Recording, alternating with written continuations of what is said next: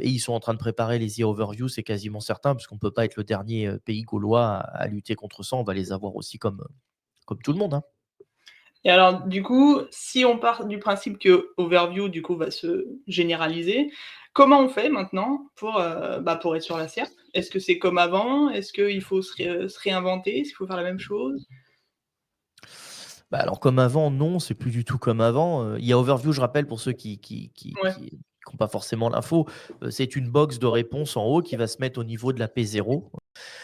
Et la vraie chose qui pose problème quand même, c'est que ce contenu est généré à base de contenu qui vient d'ailleurs et qui vient d'autres sites, en fait. Donc c'est-à-dire que l'internaute, il a de moins en moins de notions, il a moins en moins de besoin d'aller cliquer, d'aller visiter sur un site web. Mais en réalité, lorsque l'internaute, il voudra acheter, il va être obligé d'aller cliquer, d'aller visiter sur un site web. Pour le moment, parce qu'il ne faut pas oublier que sur ChatGPT, on a quand même, un accord avec, PayPal et bientôt un accord avec Stripe très certainement et on pourra acheter des produits depuis ChatGPT.